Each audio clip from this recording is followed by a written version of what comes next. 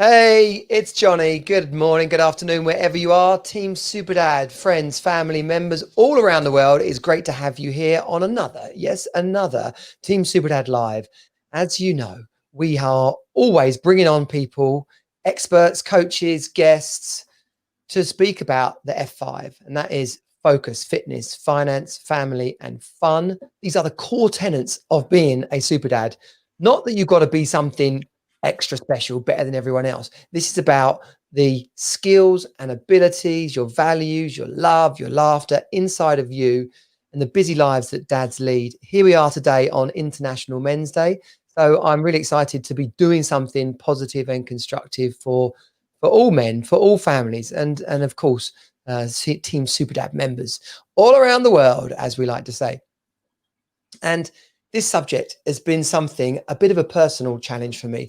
I remember my mates at uni took the piss out of me one day because I said I wangled having like multiple bank accounts, student overdrafts, and all of them. And I remember one day saying, and saying, and they always take the piss out of me because they're all Scousers and Northerners. And I went, I'm up to me limit and all my bloody accounts. And that became the phrase for when you had no money left, right? I'm up to the limit in all my bloody accounts, which basically meant I'd maxed out all the overdrafts on all my accounts. And so clearly that was a day for other people buying me beers. And now, 46, so that's some kind of 25 years later, I'm just getting the hang of mastering my finances. Part of the Tears of Freedom community, and also on LinkedIn, talking about Team Superdad, sharing the word, inviting coaches and experts to come inside of the Hero Academy and be coaches, provide modules and be coaches for you guys. Well, that's how I met Raymond. And in just a second, I'm going to bring Raymond on. He'll tell us all about what he does as a business coach and financial advisor, meshing those two skills together to work with men, to give them a real values-based approach to their family and their work. And guess what? Creating the life of their dreams, which is exactly what we say at Team Superdad as well. So enjoy this. Without further ado, let's bring Raymond in. Raymond. Hi, Johnny. How are you doing, sir? I'm all right. How are you? Good. I'm really good. Really, really good. It's International Men's Day, so we're hanging out. Two men. Wow. It's like when you mentioned it, I was like, "Is it really? Crikey!" Yeah. You got to shave your head, by the way, on International Men's Day. Yeah. Well, there isn't much there anyway, so it's fine. We're both on that one involuntarily. Involuntarily, yeah, that's the word. Yeah, definitely. It's also Movember. Have you ever done Movember? No, because being fairly light-haired, to actually try and do it is really, really painful.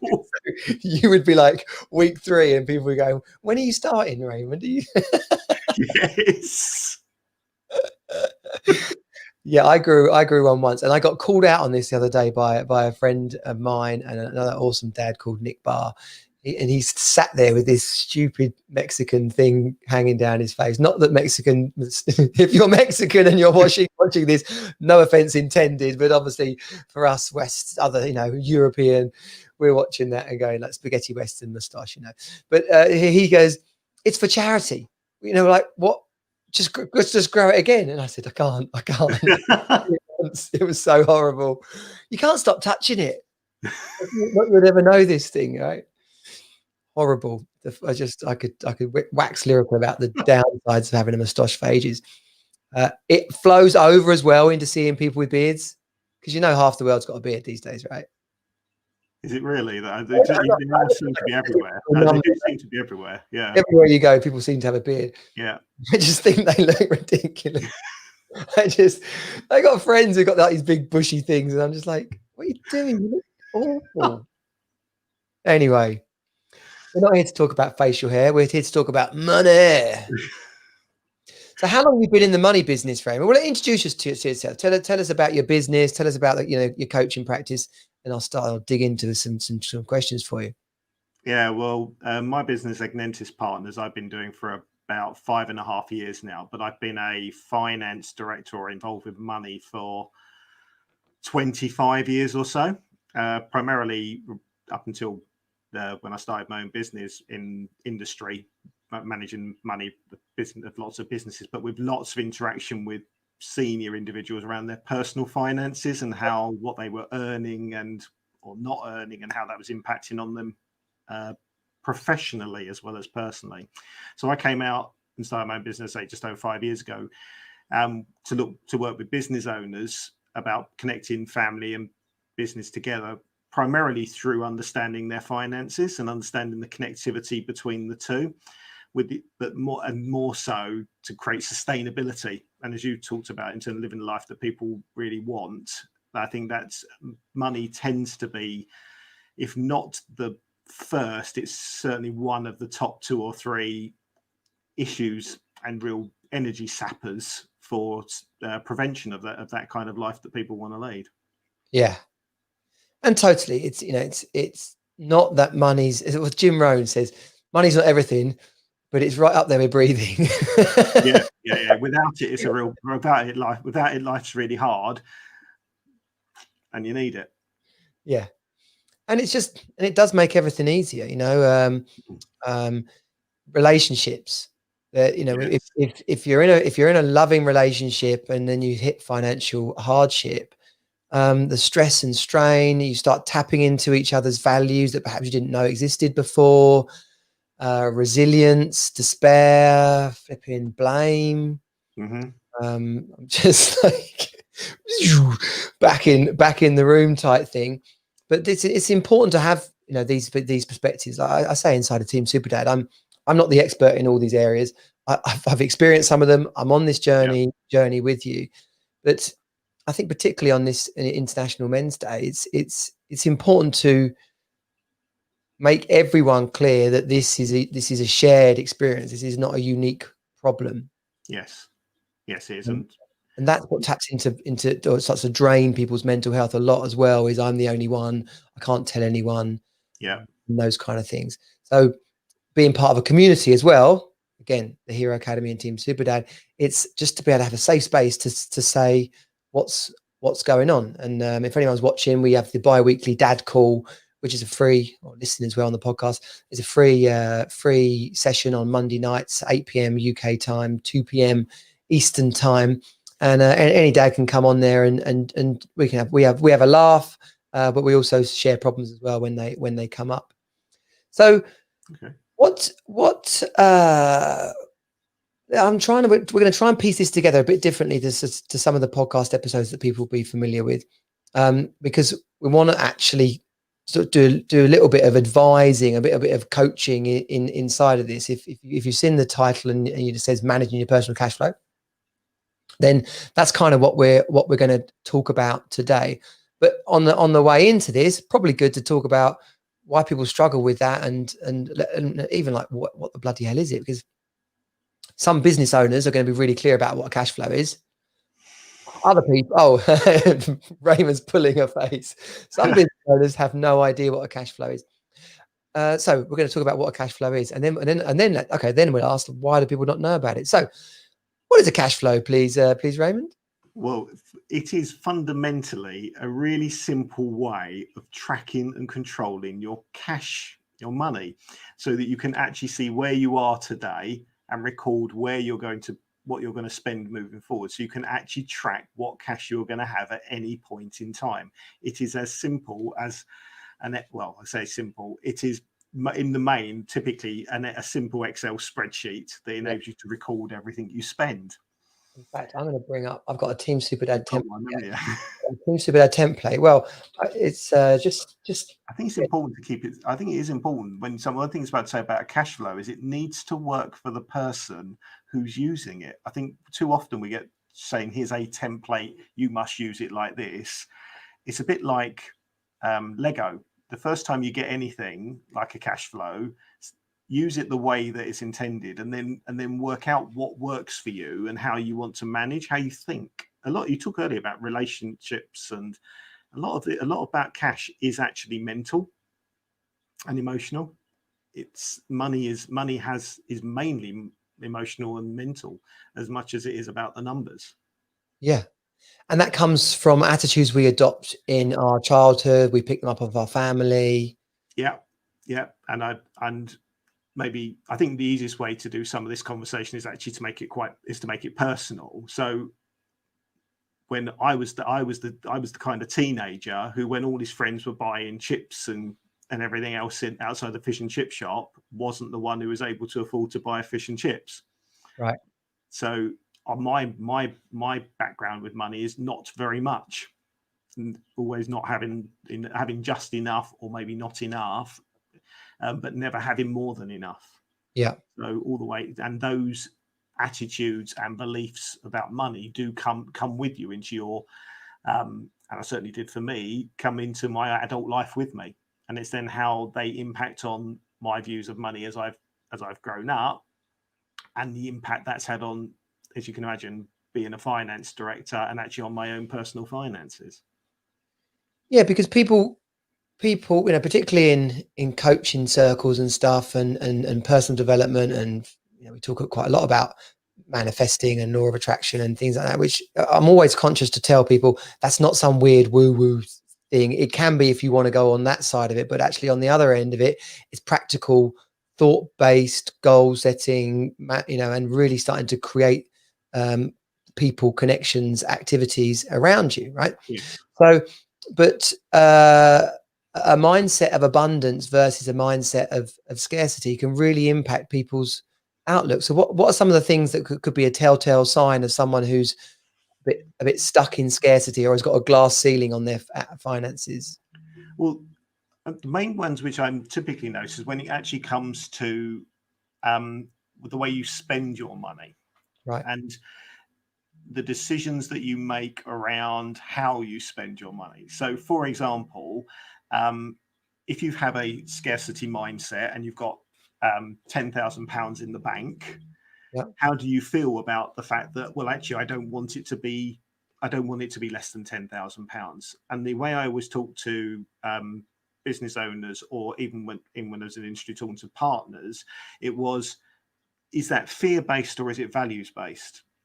As in, do I want to have enough money in the bank that means I can cover all my expenses for X number of months without having to worry? Like an emergency fund or a backup Like an fund? emergency fund. Yep. And that's values based. Or is it, I had a bad experience in the past, and therefore what I'm scared of is that I won't be able to replace the money that I lose. And the way you, so when it comes to actually making decisions about money, it's kind of the question that you ask, as much as about what you ask yourself, as much as what you ask, am I looking at this and saying, I don't want to spend this because I'm worried I won't get it back? Or actually, I'd rather have the 3 months worth of the emergency fund, and that therefore becomes how I value based how much cash I need at any point in time. And might someone who was thinking about it as an emergency fund be quite satisfied that it's there and happily build on top of it? But someone who was scared in scarcity would kind of hold it tight and almost not go out and add to it. It would. Yes, absolutely. Okay. Absolutely. And I think that's a real man thing as well. It's a real man thing as well. It really is. My experience has been that the fear of losing what we have can be even more powerful than building on it and actually adding value to it. Right. Because they wouldn't invest a grand. Let's say it was just a business and they're going to put some LinkedIn ads up, and they wouldn't invest a grand in that. Or I guess coaching, investing in some additional knowledge and a community, taking part in a mastermind. So investing some money to put yourself in an environment to succeed, as opposed to, I'm not going to risk it, I'm going to stay here, but then you don't grow. And then it's like a self-fulfilling prophecy where rather than expanding and moving forward, you sort of contract and slide back. Yes. That is exactly what it's like. Wow. And what a cash flow should do is, it really good cash flows will give you enough sight moving forward so you can actually with confidence know that based on how your cash, at the end of it's cash flows. Yeah, it's how your money flows. Let's bring up a little picture here, because the important distinction is, because people might have been given an income and expenditure from their bank or from Not the same thing. And the income and expenditure is just tracking like what's happened this month. Literally, it's check on what's happened this month. It's semantics really, but there is a distinction in cash flow. You actually projecting and looking forward. So let's bring up the screen here. I'm going to share a little screen share. I'll see what screen I want to share. So people won't be able to see, and this is not personal data, by the way. This is just a template for Team Superdad. But on here is the summary, and you can see along the top, it runs all the way along into March. And then on this tab, I've got income. So different businesses, and that'll toss up your monthly income. If it was a family, it could be your wife's income, your income, and then payment details. Up here on this template, I've got some outgoings, which are about managing debt, building an emergency fund, and investments. And underneath, it's broken down into home expenses, supermarket and living, car, social life, and holidays, all of which provides a total. So you've got a total on the income and a total on the payments, and that goes back into the summary and updates here. So as you can see along the bottom, closing cash flow at the moment, because there's only this £700 coming in each month, it's just going up. But if there was stuff coming in and out, that would be going up and down. And with some level of accuracy, you could see how much money you're going to have in March through the actions that you're taking. Through the actions that you're taking, and that is the key. It's about the decisions that the cash flow is ultimately a decision that is the outcome of the decisions that you make. So it's not, it's like, it's good is what it is, but ultimately it comes down to what you decide to do. So the way you've shown that in terms of how it's broken down, the first rule of good cash management is where your money goes. Okay, let's bring that back up. Yeah. Document exactly where, be really clear about where every penny of your money goes.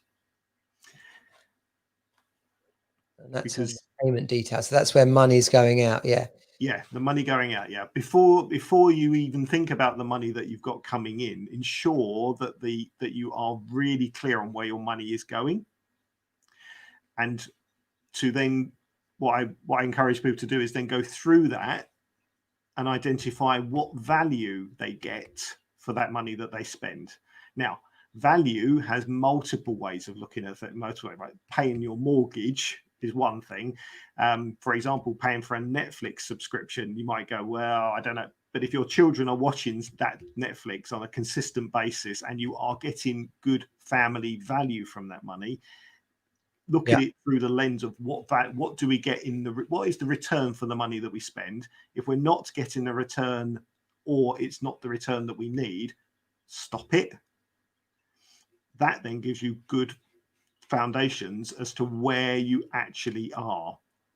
What you can then do is then bring in the income that you're receiving, the cash inflows that are coming in, and you can, because you'll be able to prioritize. If you've got, let's say you've got 5,000 coming in and 6,000 going out, once you've got yourself into a place where you know, where you've basically taken the wheat from the chaff on your expenses, you can then prioritize what you're spending because you know the return you're going to get on that money you're spending. And I think too often we don't start with the basics. It's almost you talk about business owners and cash flow, and the reason why I laugh is so many business owners manage their businesses to the money in the bank. So have I got enough money to pay my salaries this month? They don't necessarily project it forward. They just look at where am I today? And that's the same with household planning. Yeah. A lot of it is, have I got the money in the bank today to be able to pay all the bills that I need, rather than taking even just a short view forwards, just to see how it is actually going to play out. Yeah. Well, with this cash flow, because I've got my own ones is full up rather than that being empty. Mm-hmm.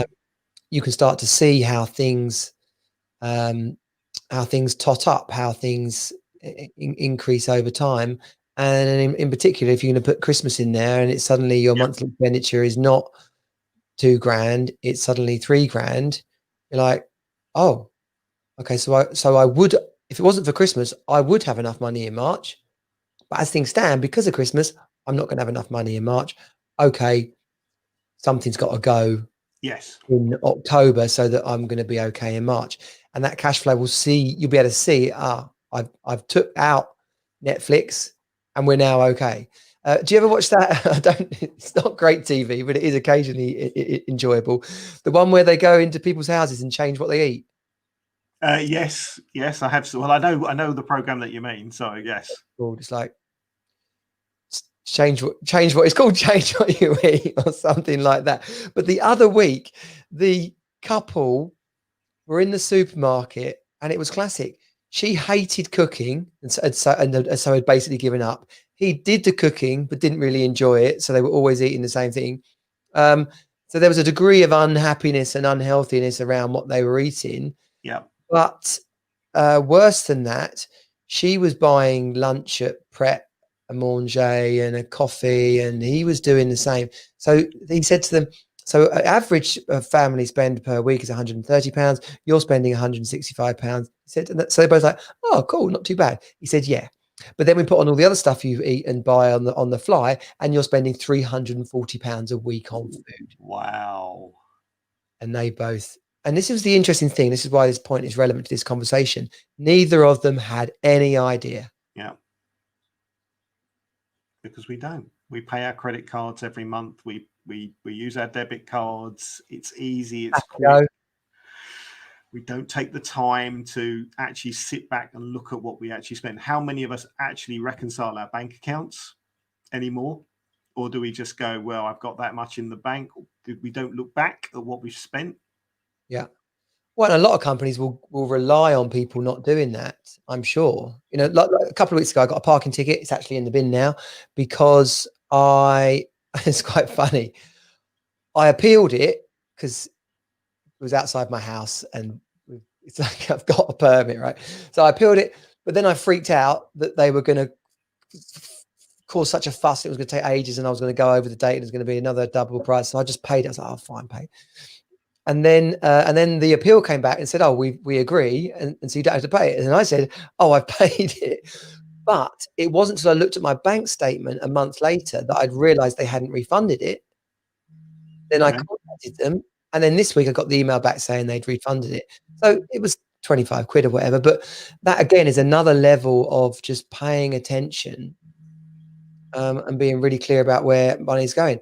Our kids, if your kids ever bought something on their Xbox, this is so funny. This happened to me a couple of Christmases ago. So my boy got a Google Play voucher from grandma for 25 quid. He then went on and built himself a team on his tablet on Dream Team, £125 on players.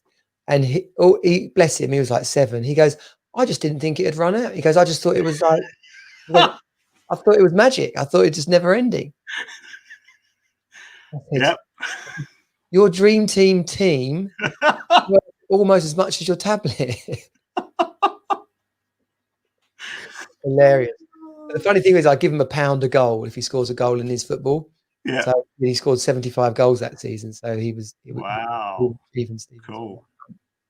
So what about why do people have reservations about cash flow? Like I've struggled with this, right? I'm only just doing this in the last 6 months. It's part of my Team Superdad journey. It's part of the, conversations with you, conversations with the Tears of Freedom and other coaches. So I'm like, okay, shit. If like you look at success, models of success, people who are being successful, and they say, oh yeah, well, we talk, we manage our money, we keep fit. Like, oh, okay, I get up early, I have a morning routine. Like all the things that most of us struggle with.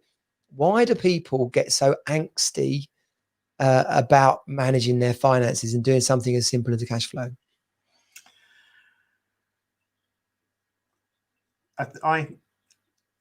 You said something at the beginning about relationships, yeah? Yeah.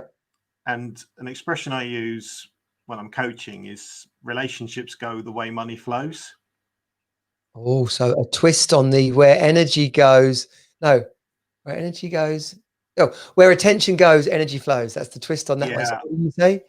Yes, and I think that my experience around money has been when sometimes we don't want to know.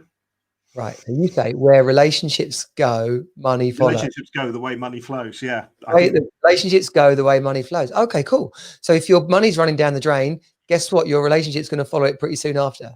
Because how many of us don't talk about the fact that when we're challenged financially, and I mean talk amongst ourselves, forget about whether we talk with our partners or not, right? Just talking amongst ourselves, we don't do that. But also our relationship with ourselves with money, the moment we see that it's not working, right?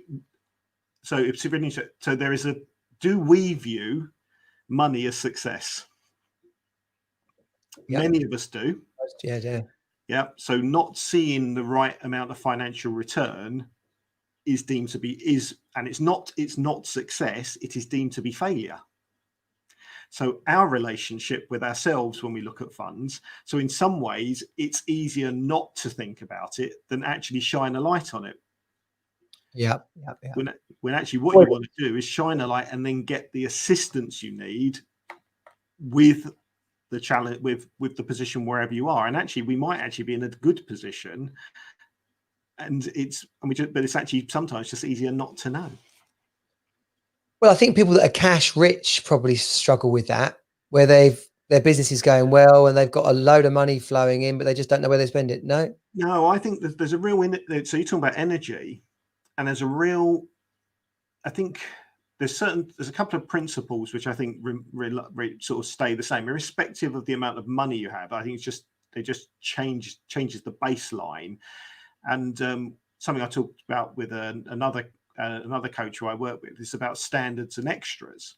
Mm-hmm. So actually, the more money you have, maybe just the standard amount of money you spend on a monthly basis changes. Now, if you are able to meet your standard expenditure every month, it is like a very neutral, emotionally quite neutral. Yeah, I did what I'm supposed to do this month, big tick, right? Yeah. If you actually add more in than what you were expected to, so the standard bills was 5,000 and I managed to bring in 6,000, you feel pretty good about it, yeah? Yeah. But when you're not able to meet the standards, the baseline, when you're not able to beat the baseline, what happens to the energy level? How do you feel? You actually you regress, right? Mentally and emotionally and energetically, you take a step backwards. Yes. Yeah, I can see that. Is that going back to our fight or flight type, primeval type stuff? Yeah. Yeah. It's not going well. I can't take any risks. I've got to hunker down. This is bad. This is no good. Woe is me. And we've been, and I expect in many ways, it's been quite a lot of that over in this current period, haven't we? Whereas you actually say, actually, it's about not, I always say to, well, not just business owners, the owners themselves around their personal money, is not don't spend anything.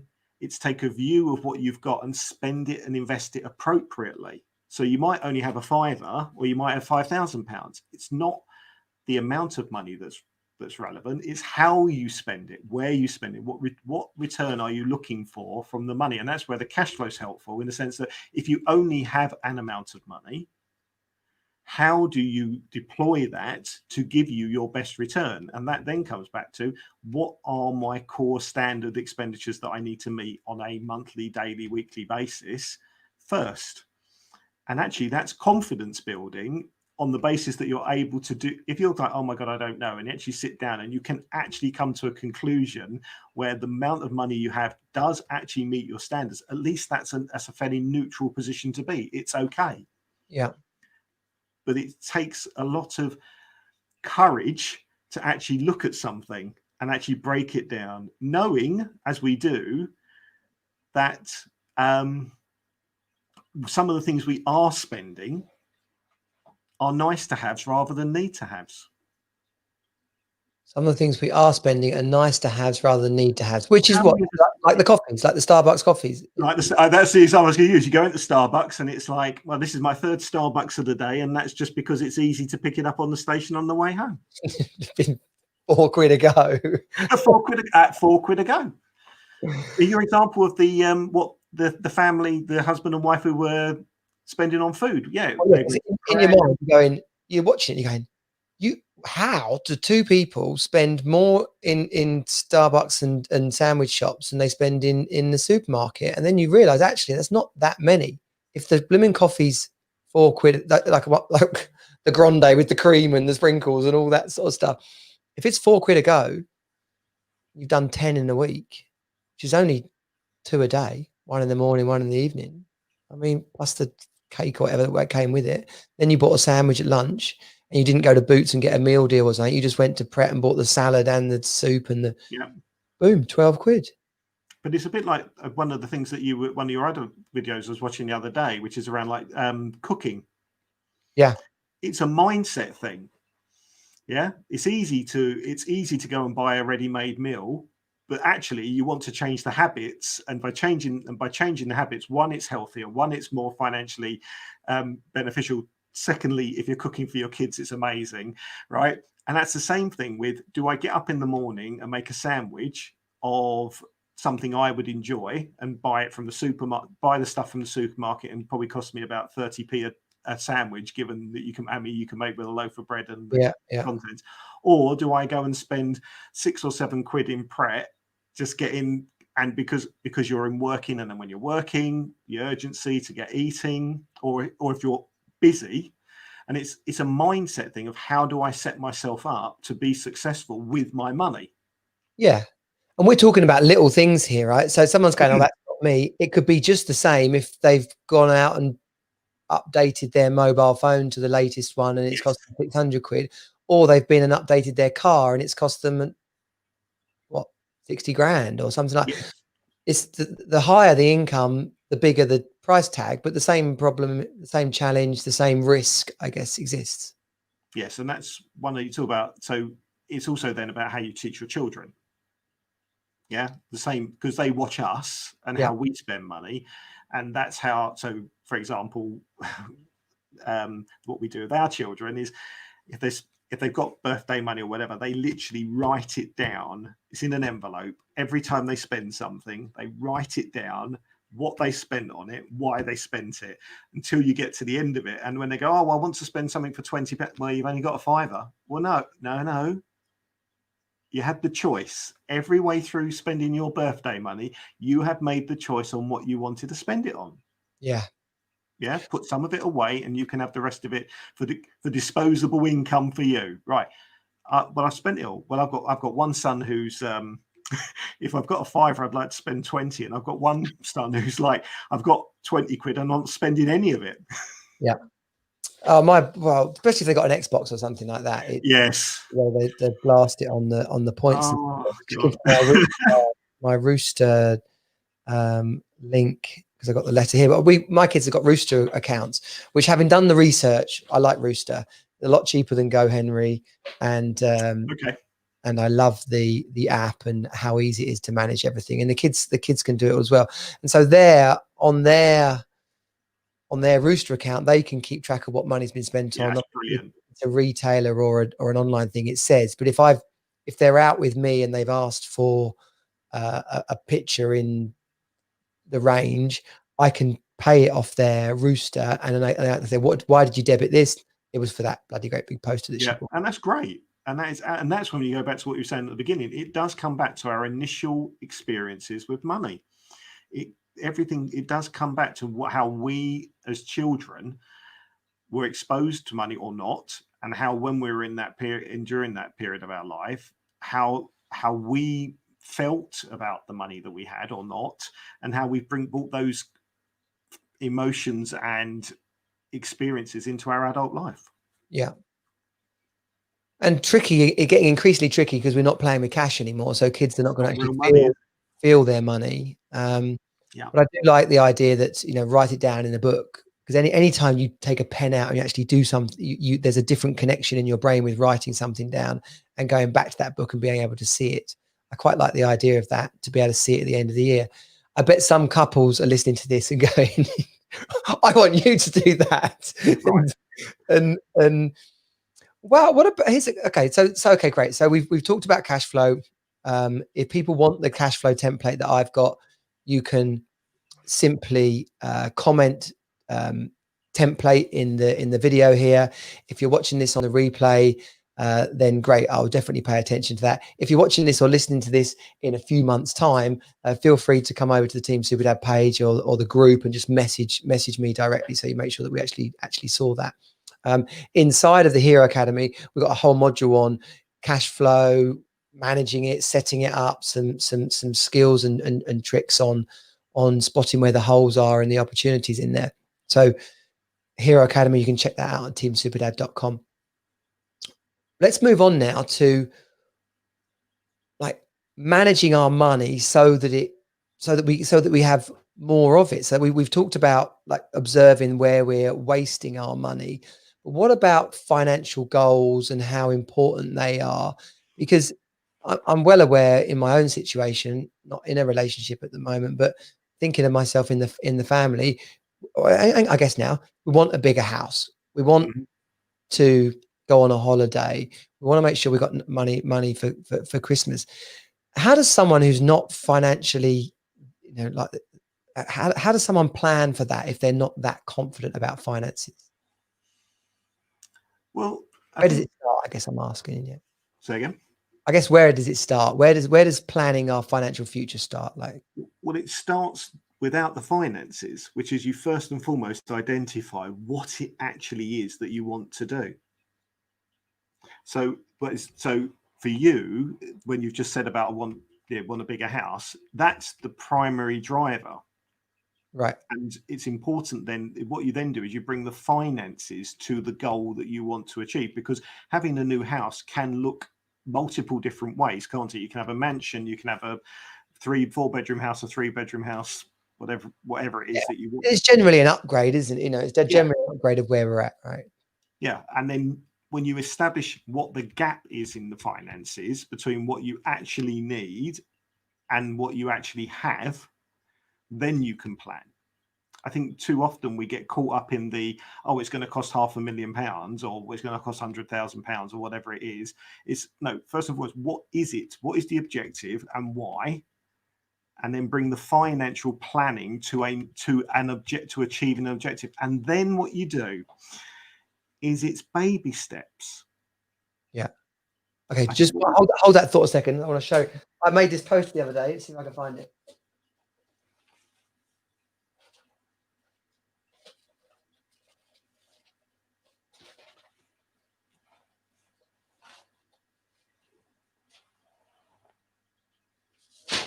I've got it. That wasn't good TV, was it? Or podcast, but we'll delete out the pause. So I made a post the other day. I got lots of empowerment things around the house, right? So this is my what's at stake. I need a bigger house, right? So what's at stake is a bedroom for Rosie, a bigger garden for Jago, me finding love and having more fun with our cousins. That's what's at stake for me in terms of increasing the income, making the Hero Academy the success that I know it's going to be. So they're the things that are at stake.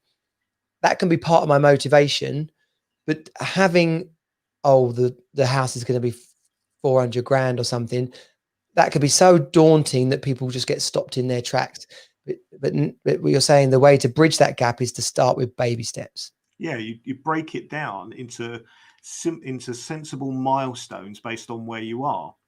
So if let's say you need to have a disposable income of £3,000 a month and you've only got £2,500 a month to be able to get a mortgage. The best way to do this is to actually, first and foremost, set the first step as actually to work how you get to the £3,000 a month that you need, which is I've looked at my expenditure. I've looked at I've cut out what I don't need to do. I've then reduced the gap from £500 down to £300. Bear with me 1 second.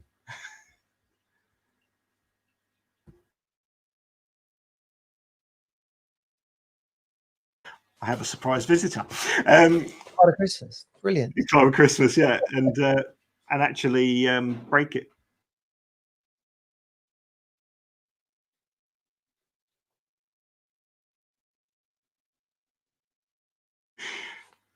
Brilliant.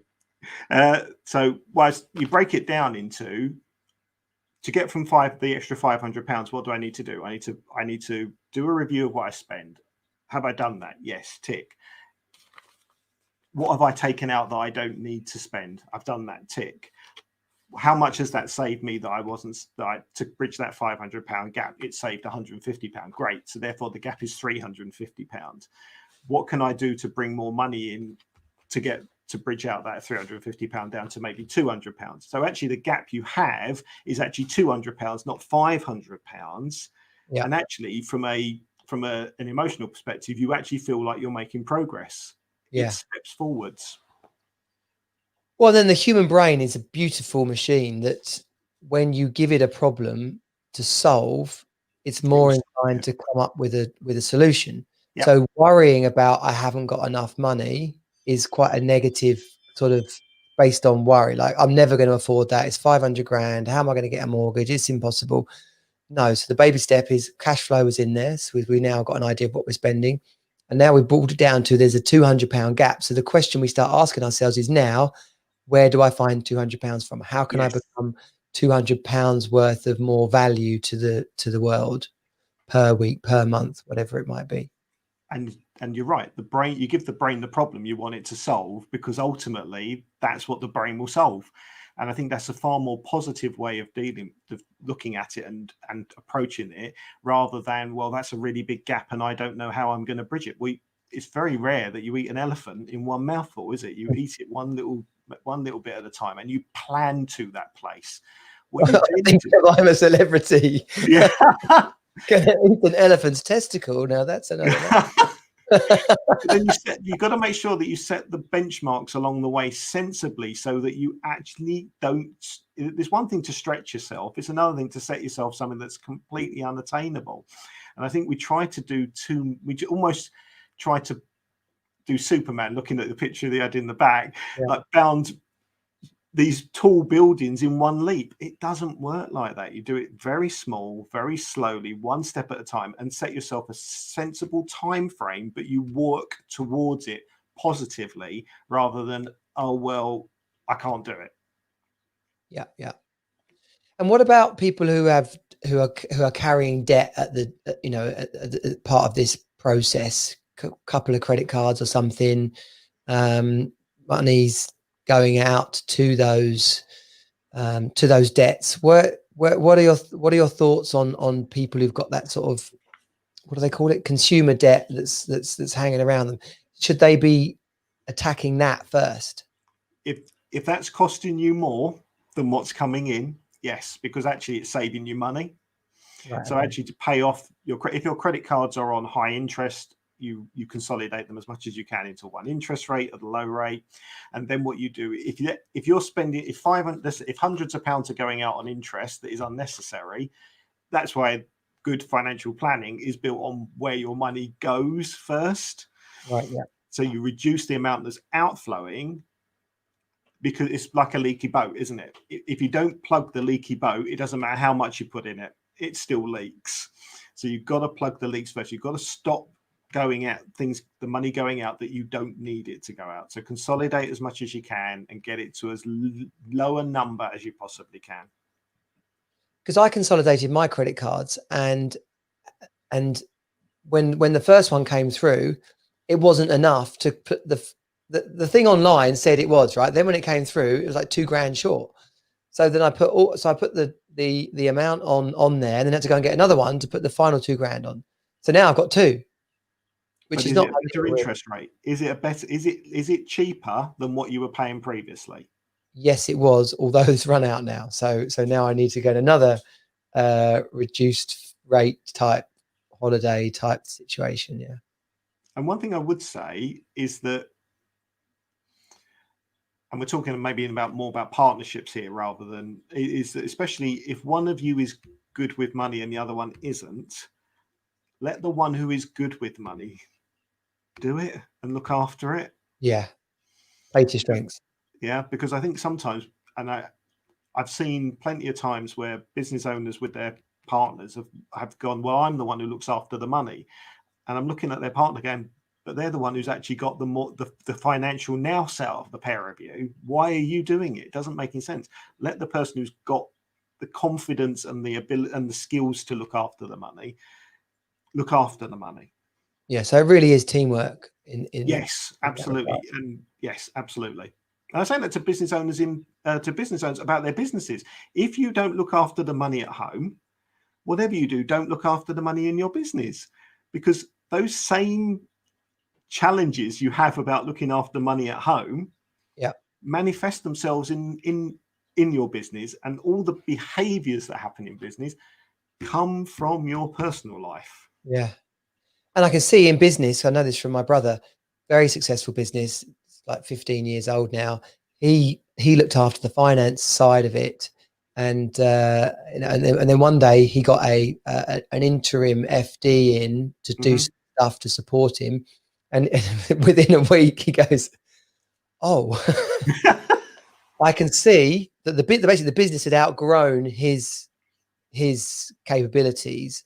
And Yep. it was only when this guy came in and did the first week, he was like, wow, okay.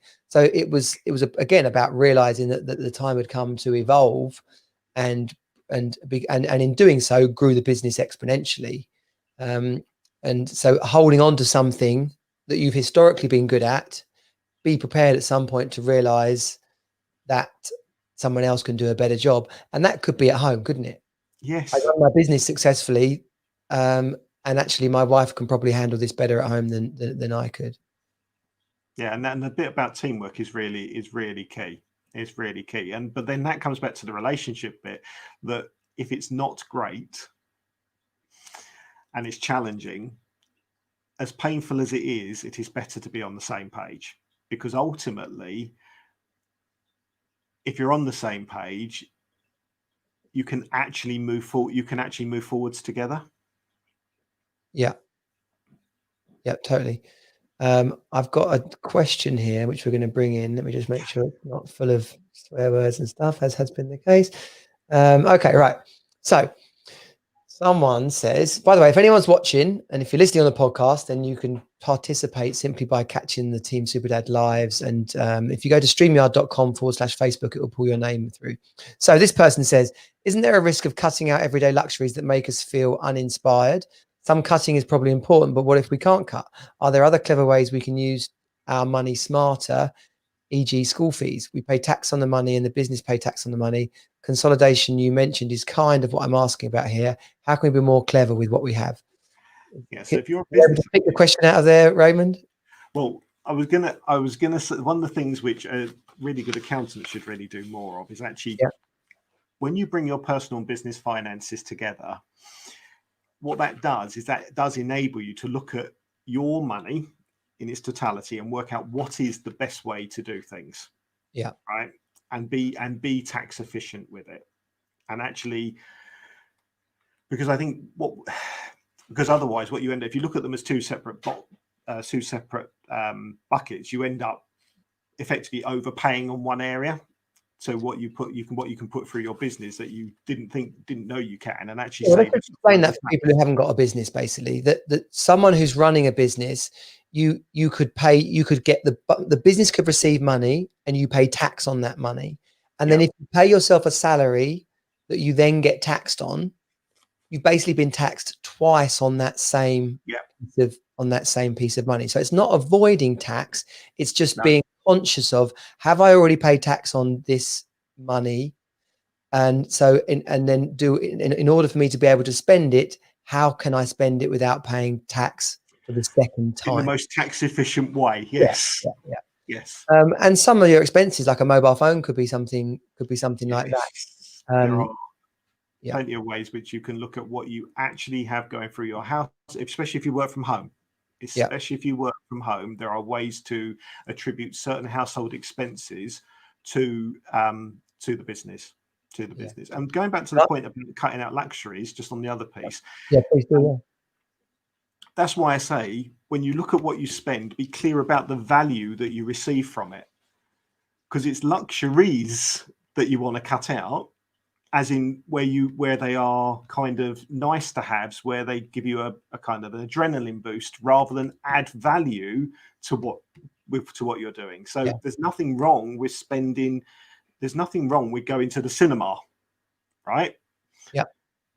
Because the value you hold to that is that's time for us as a family to spend time together, and actually it's as an investment and think about your 5Fs. I think that's perfect. If it fits within the 5Fs, why would you not spend it? Do it the most efficient, effective way you can. But they're the guiding principles. Go on Groupon, get a 3 for 5 price on Groupon, or get clever in that respect. And you also said about rewarding yourself. So if you're casually just eating out 5 times a month because you can't be asked to cook, then shift the perspective to, we're going to save 200 quid and then reward ourselves with a £50 dinner. So yeah, we haven't saved 250 quid, but we have saved 200 quid, and we really enjoyed that dinner out where we celebrated the fact and laughed and giggled together. And then you say, and actually the learning to cook, and actually the different engagement that brings as well. So you not only do you save the money, you actually enhance your lifestyle but it's principle based. And that's why I always say about money. Money comes to you in a principled way. So don't get too hooked up on, oh, well, the number says. It's the decision making, the way you bring things together that has driven that financial outcome. Yeah.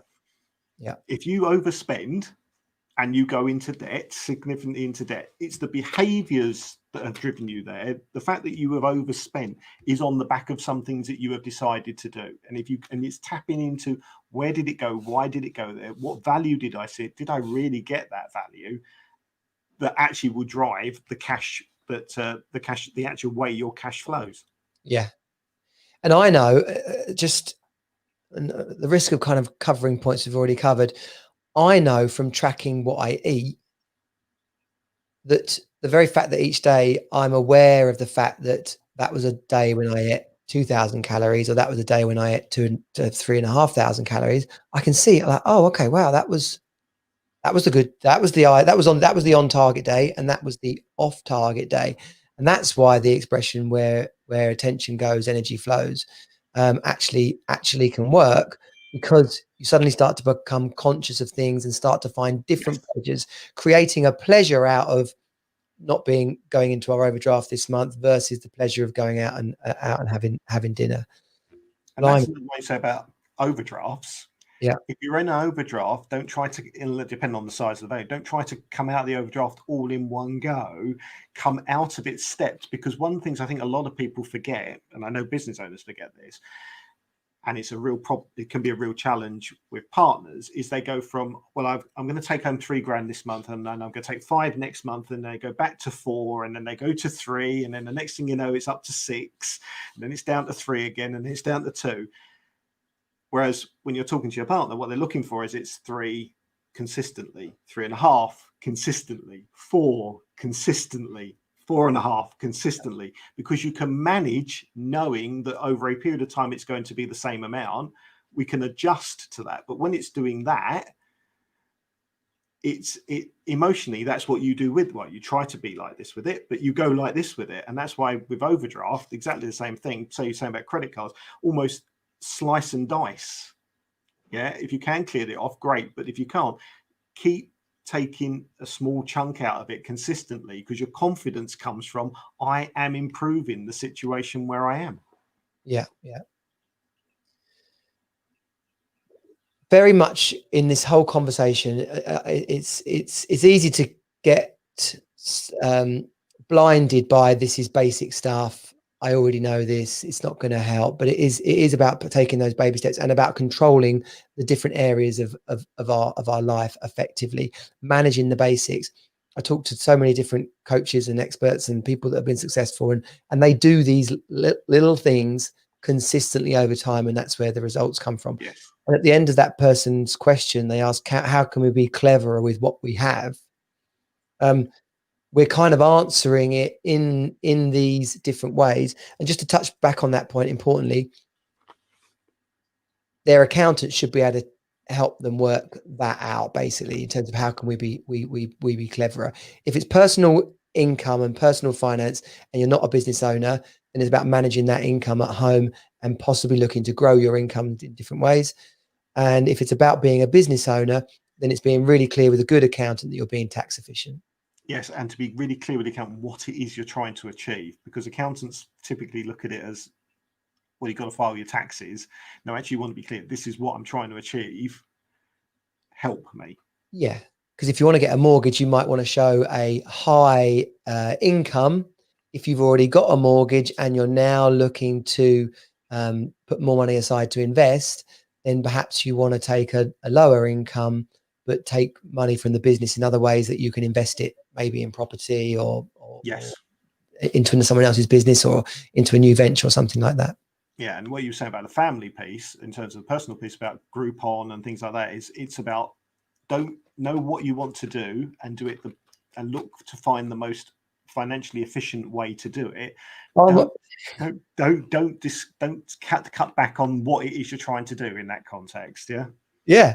Lidl versus Sainsbury's. How about that? Lidl versus Sainsbury's, perfect example. Yeah.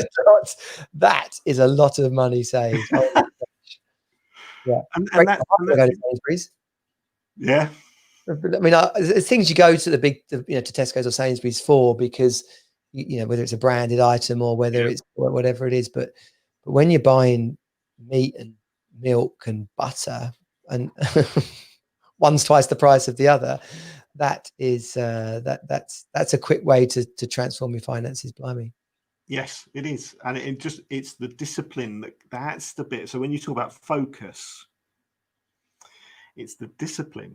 Yeah, it's having the mindset that says that's what, but the outcome is, if I save £50 or £100 a month on my shopping, what do I do in return to say that was really good? And I think it's not, and I think sometimes we think it's big goals. It's not, it's little things. It's the little goals it's those little goals on a regular basis that make the difference, because it's the little goals on a regular basis that hit the big numbers, hit the big goals.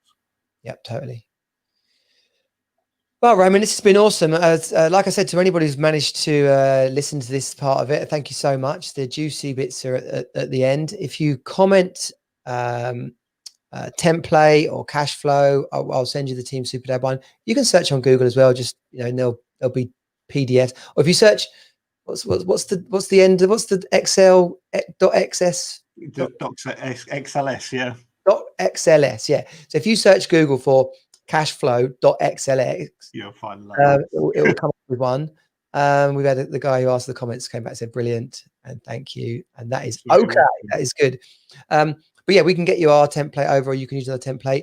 The Hero Academy is launching in January, and there's a whole area on managing your finances, getting out of debt, and then making more money, increasing your income. Raymond and I are talking about that together, so you'll likely see Raymond in there. And Raymond, if people have enjoyed the idea of some of the stuff you do and want to work with you, where can they find you? They can probably best is maybe via my email. Is Raymond.Holt@agnentis, AGNENTIS.com. In the comments for us. And you're on LinkedIn as well. Say again? You're on LinkedIn, of course. Yes, I am on LinkedIn. Yes, I am on LinkedIn, and I am more than happy to have a conversation with anyone in Super Dad around in any way that just naturally, any way that any questions they have, anything, and just ask. It's absolutely fine. Absolutely brilliant. Perhaps what we should do is on one of the upcoming dad calls, we'll do a finance special. Okay. And then because the dad call is it's not recorded, it's not streamed, it's a completely it's a closed room basically. Yep. So we'll have a Q&A in there on finances or any of these elements, and members of the Team Super Dad community can come and get on board. There's Raymond's email address. If you're watching, you'll see that in the comments below. If you're listening on the podcast, then it's Raymond.Holt@agnentis, AGNENTIS.com, or search up Raymond Holt on LinkedIn. Yes, you'll see me there. Awesome. Raymond, such a lovely phone call. I wish really enjoyed it. Thank you very much. Who's turned up? My wife has just come back from shopping. You better get the receipt out. And I'm like, not supposed to be home yet. Let's get that receipt out. Make sure we didn't. We were on budget. If my youngest son was been here, he'd go, "Do we need that? Do You need that. It's like, okay. Brilliant.